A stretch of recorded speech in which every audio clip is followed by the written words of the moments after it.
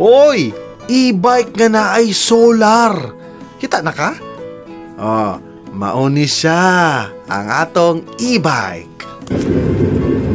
Yo, what up mga kabarangay? It's your boy Papa Bam. Time check, it's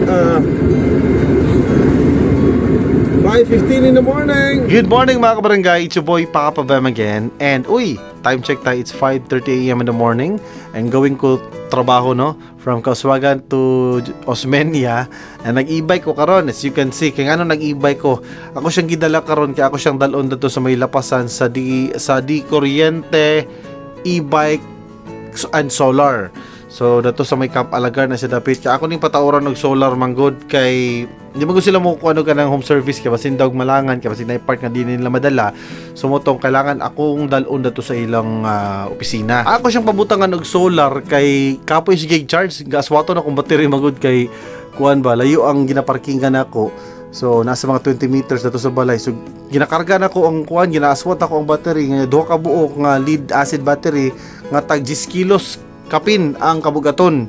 So hasulan ko kay say tatog 5 to 7 days ang ay ako ga-charge pero kuan kapoy bugat kayo mo tong decide kung ako na lang siyang ipa-solar kay para wala na hasol na side pud na mas taas-taas pa ang imong maabot.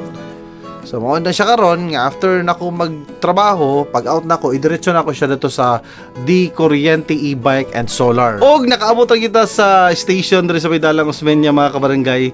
Sa trabaho sa ako ha, kaya pag humana ako, pag out na ako by 9, ako na ni siya idiretso dito sa lapasan, yagi na ako nig highway.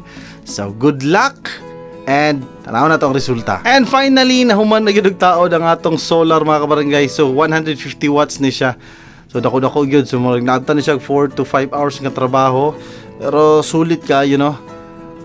As you can see, nasa taas. So di nakamabala ka ani. And aside po dani, ako na po din siyang gipaapilan po og pag-gear oil and port sa USB port pa rin. Kaso na mag-charge yung cellphone or di ba kani akong electric fan. So ako ra ning ipaslak dadto. Kani sila located sa may kuan, sa may Camp Alagar tapit kilid o di sa may lapasan.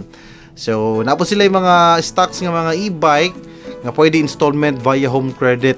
No, so gusto mo avail napod sa NWOW. Actually sa NWOW ko gapalit pero aning akong e-bike pero wala mo good sila di sila ga-install og solar. So motong diri na ako gidala sa Di Kuryente e-bike and solar diri sa Baydalang Osmeña. So shoutout ako NWOW di sa may ipunan og diri sa kaning Di Kuryente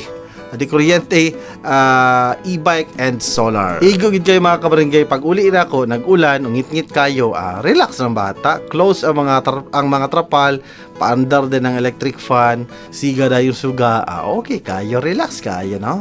So syempre, daghang salamat sa paglatod sa itong vlog karong adlaw, and atangi pa ang atong more vlogs sa akong Facebook page. Once again, this is your boy, Papa Bam.